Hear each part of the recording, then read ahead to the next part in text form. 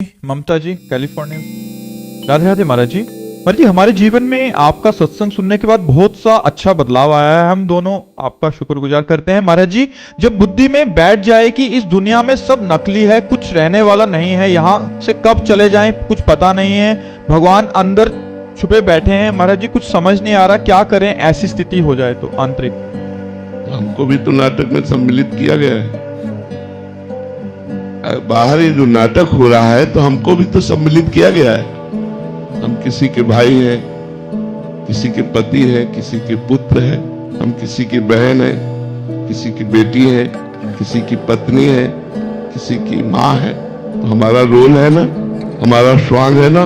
तो इस नकली संसार में हमको भी नाटक की तरह ही अपने किरदार का सही ढंग से निर्वाह करना है। जो हमें स्वांग मिला है, पिता का स्वांग मिला है, तो ठीक पिता का स्वांग पूरा कीजिए। भाई का स्वांग मिला है, बहन का, पत्नी का, जिसका जो स्वांग मिला है वो स्वांग कीजिए। अंदर से नाम जप कीजिए। इसे ममता रहित, लगाव रहित नाटक की तरह कीजिए, आप जीवन मुक्त हो जाएंगे। महाराज जी, हमारा रोल इतना परफेक्ट हो जाता है कि हम उसी में घुस जाते हैं। ये रोल परफेक्ट नहीं हो। परफेक्ट रोल ये होता है कि हमें पता रहे मैं कौन हूं, सामने देखने वाला हमारे रोल में घुस जाए, सामने देखने वाला हमारे रोल से प्रभावित हो जाए।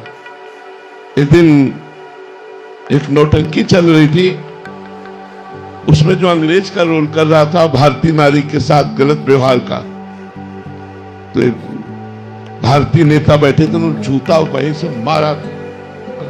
वो जूता लिया और प्रसन्न होकर बोला, आज मेरा रोल साचा हुआ, आज मेरा रोल साचा हुआ। जो सामने वाले को प्रभावित करके रोल में एकदम घुसेड़ दिया, पूरी चित्तवृत्ति रोल में घुस गई और वो आवेश में आ गए कि हमारे भारत की नारी को ऐसा कैसे। रोल ठीक किया, सामने वाला हमारे रोल से बिल्कुल प्रभावित हो जाए और हम बिल्कुल लगाव रहित, बिल्कुल लगाव रहित।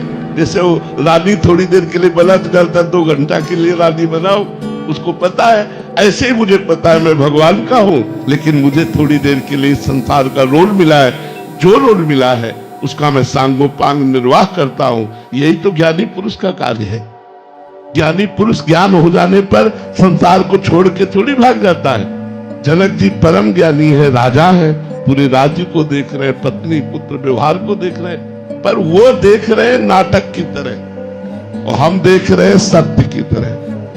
भगवान नाटक दिखाई देता है और संसार सत्य दिखाई देता है, और जो भजन करते हैं उन्हें भगवान सत्य दिखाई देते हैं, संसार नाटक। जगत नाटक वही भवा, उमा कहो मैं अनुभव अपना, सत हरि भजन जगत सब सपना।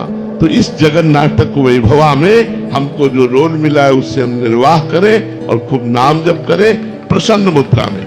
जैसे कोई व्यक्ति हमसे मिल रहा है, आइए राधे श्याम, आप ठीक हैं, आप अच्छे हैं, वो बड़ा खुश हो गए इतनी बात से।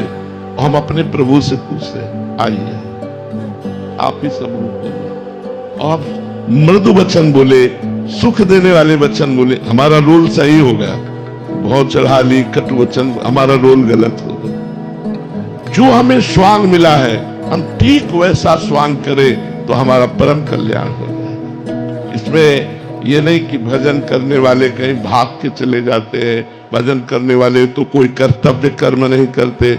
आप क्या समझते हो, भजन करने वाले जितना कर्तव्य का कर्म का पालन करते उतना और कोई करता ही नहीं है। इसलिए आपको यदि ज्ञान हो रहा है जगत झूठा है, जगत नाटक है, इस नाटक में मेरा भी रोल है, हम अपने रोल को करते हुए भगवान का स्मरण करें, यही सच्चा ज्ञान है। आशीष जी भगवान, प्रेम क्या है और काम क्या है और दोनों में अंतर क्या है महाराज जी? सच्चिदानंद भगवान का जो हृदय है वो प्रेम है। प्रेम प्रतिक्षण वर्धमानम है, काम प्रतिक्षण नाश को प्राप्त होता है। प्रेम भास्कर के समान प्रकाशक है, काम रात्रि के समान अंधकार में है। प्रेम पूर्ण तृप्त है, लोग परलोक की किसी भोग की आकांक्षा नहीं, और काम सदा अतुट है। कामना बढ़ती रहती है, कभी पूर्ति नहीं होती। काम शरीर में फांसता है, प्रेम भगवान को अधीन कर लेता है। काम हृदय को दूषित करता है, प्रेम हृदय को पवित्र कर देता है। कामना रहितम गुण रहितम प्रतिक्षण वर्धमानम सूक्ष्मतरम अनुभव स्वरूपम। प्रेम प्रेम है। काम दुर्गति कराता है, प्रेम सदगति कराता है। काम भगवान का विरोधी भाव है। जहां राम तहां काम नहीं, जहां काम नहीं राम।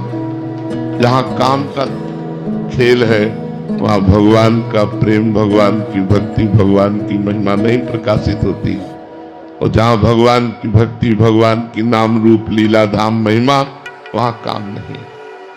काम निषेध है, प्रेम परम विधि है। काम पर विजय प्राप्त करके ही प्रेम को प्राप्त किया जाता है। और जिसे प्रेम प्राप्त हो जाता है, भगवान उसके अधीन हो जाते हैं। इससे बढ़कर और क्या बात है। बात समझ में आ रही। काम इंद्रियों से भोगा जाता है, प्रेम स्वयं से होता है। काम इंद्री एक इंद्री जन्म का सुख है, प्रेम स्वयं का सुख, ये आत्म सुख है। प्रेम आत्मा है, प्रेम आत्म सुख। राधा वल्लभ लाल। संध्या यादव जी कानपुर से। राधा वल्लभ श्री हरिवंश महाराज जी। महाराज जी, आप कह रहे हैं कि आपको ब्रज 84 कोस पद यात्रा का सौभाग्य प्राप्त हो रहा है। महाराज जी, आप जानना चाहते हैं कि इस यात्रा का उद्देश्य क्या है और इसमें हमें किन नियमों का पालन करना है? इस यात्रा का उद्देश्य रखना चाहिए प्रिया प्रीतम की प्राप्ति। प्रिया प्रीतम प्रसन्न हो, श्री कृष्ण प्रसन्न हो, श्यामा जी प्रसन्न हो और अपने चरणों का प्रेम प्रदान करें। वैसे इसकी महिमा है कि ब्रज 84 कोश की जो यात्रा पूर्ण कर लेता है नंगे पैर, अपराध ना बने। अपराध है निंदा न करे किसी की। अपने दाहिने ओर ब्रज क्षेत्र रहता है, बाएं ओर ही मलमूत्र का त्याग करे, थूक आदि का त्याग करे। दाहिनी तरफ मलमूत्र और थूक आदि का त्याग न करे। दूसरा, किसी भी ब्रजवासी को कटु भाषण न बोले। ऐसे भगवान भिड़ा देते हैं, ऐसे ही रहता है ब्रज क्षेत्र में ऐसे। तो ब्रजवासियों का अपराध न करे। और ब्रज की यदि 84 कोस की परिक्रमा कर ली जाए तो 84 लाख योनियों से मुक्ति मिल जाती है। ऐसा महापुरुषों का कथन है कि अगर नंगे पैर ब्रज 84 कोस की यात्रा भगवान का स्मरण करते हुए की जाए, बड़े दैन्य भाव से, कोई अपराध न बने, तो 84 लाख योनियों से मुक्ति मिल जाती है। 84 लाख योनियों में फिर नहीं जाना पड़ेगा, भगवान श्री कृष्ण की कृपा प्राप्त हो जाती है। 84 कोस बड़ी महिमा में, ये भगवान का परम धाम है ना। और हर क्षेत्र में कुछ न कुछ भगवान की लीला हुई है। 84 कोस में कोई न कोई भगवान की दिव्य लीलाएं हुई है। कहीं भगवान ने कोई लीला की, कहीं कोई लीला की। पूरा ब्रज 84 कोस हमारे श्री कृष्ण का लीला क्षेत्र है। और इसकी परिक्रमा करने का फल है 84 लाख योनियों से मुक्ति मिल जाए। गाड़ी से नहीं, परिक्रमा तो पैदल होती, प्रदक्षिणा तो नंगे पैर मानी जाती है। देखो, जो अनुष्ठान है उसको उसी पद्धति से करे। अच्छा, ब्रज 84 को परिक्रमा दे रहे हो आप, देखो नंगे पैर चल के, वो थकान लगती है। अगर 10 किलोमीटर सुबह और 10 किलोमीटर शाम के चले, 20 किलोमीटर रोज चले, तो 84 कोस कितने दिनों में होगा? पहले 84 कोस के किलोमीटर विभाजन करो, 250 किलोमीटर। तो अगर 15 दूनी 30, लगभग 15 दिन, 15 दिन तक। तो आप समझो 15 दिन बराबर ब्रज का। और ब्रजवासियों के कहीं न कहीं टुकड़े मिलते हैं। ब्रजवासियों की कृपा और ब्रज क्षेत्र में भगवान की तीर्थ स्थलियों के दर्शन नंगे पैर, बड़ा श्रम पूर्वक है। कोई ऐसे सहज थोड़ी हो जाती है। पद यात्रा करते हैं तो मधुकरी मार्ग के हाँ, और ये सब पवित्र का तो ब्रज 84 कोस की परिक्रमा महामहिम है। अपने लोग सब नंगे पैर किए हैं और जहाँ रास्ते वहाँ कांटे थोड़ी बिछे हैं। और थोड़ा कंकड़ चुभे, थोड़ा कांटे भी लगे तो अच्छा रहेगा, पाप नष्ट होंगे। तो तभी हमने कहा अनुष्ठान पद्धति से यदि अनुष्ठान करो तो 84 लाख योनियों से मुक्ति मिल जाएगी ब्रज 84 कोस की परिक्रमा मार्ग से। हमें 7 दिन में कर ली थी भाई। हाँ, तो अब जिनकी बहादुरी है भाई, जो अच्छा चल लेते हैं तो मान लो 40-50 किलोमीटर 40 किलोमीटर चल ले तो 7 दिन में कितना, 7 तरीक कहे 7 चौक 28, मतलब 40 किलोमीटर लगभग 40 किलोमीटर लगभग रोज चले तो अब भाई बहादुर आदमी के काम है। अपने लोग तो 10 किलोमीटर सुबह चलते थे और 10 किलोमीटर शाम की चलते थे। 13-14 दिन में पूरी हो गई थी। ठाकुर जी के आने के हमारे संकेत दिखते हैं, मिलना हो ठाकुर जी की इतना प्रिय के लिए उनके पहले कुछ संकेत मिलता है। ठाकुर जी तो वृंदावन में है ही प्रिया प्रीतम है, लेकिन सबको नहीं, जिनके हृदय में प्रकट होना होता है वो निरंतर भजन और रुदन चलता है और एक आनंद की अनुभूति होती है। मन अति हरस जनावन ते ही आज देखियो परम सदे। मन अति हरस जनावन ते ही आज देखियो परम सदे। वो हृदय में आज प्रभु मिलेंगे, आज प्रभु मिलेंगे, वो ऐसा लगन लग जाए तो प्रभु आने वाले, उसके हृदय में प्रकाशित होने वाले। सबको नहीं, उस भजन करने वाले को उसके हृदय में आनंद की अनुभूति ऐसी होने लगती जैसे सूर्य उदय होने के पहले ही अंधकार नष्ट हो जाता है।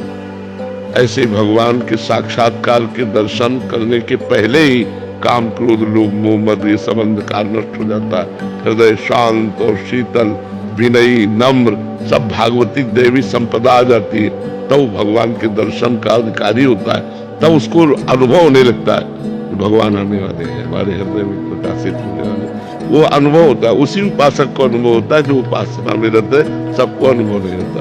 और प्रगट है ऐसा भी भगवान कर सकते हैं कि अगर अभी उसका चित्त पूर्ण लुभायमान नहीं हुआ तो स्वप्न में भगवान के शिव विग्रहों के दर्शन, तीर्थों के दर्शन, संतों के दर्शन, ये स्वप्न में थोड़ा भी साधना करे तो ये आने लगते हैं। जैसे स्वप्न में भगवान के दर्शन है विग्रहों के, लेकिन हम तुम बातचीत जैसे कर रहे हैं ऐसे भगवान के स्वप्न में दर्शन होना कि भगवान जैसे भगवान आए, हमसे बातचीत किए, हमसे मिले, गले लगे स्वप्न में ही, ये महान बात है। ये महान, हाँ ये महान बात है, ये महान बात है, ये साधारण बात नहीं है, ये महान बात है कि भगवान स्वप्न में ऐसे आए और बातचीत की मुस्कुराए से, और श्री विग्रह में दर्शन ये एक अलग कोटि की बात होती है। और साक्षात ऐसे स्वप्न में साक्षात्कार की तरह दर्शन, ये बहुत उच्च कोटि की बात है। राधे राधे। यदि ये प्रवचन आपके हृदय को स्पर्श करे और प्रभु स्मरण की एक छोटी सी प्रेरणा दे तो कृपया चैनल को सब्सक्राइब करें, वीडियो को लाइक करें और अपने भाव कमेंट में अवश्य लिखें। आपका सहयोग इस भक्ति संदेश को अनेक हृदयों तक पहुंचाने में सहायक होगा। राधे राधे।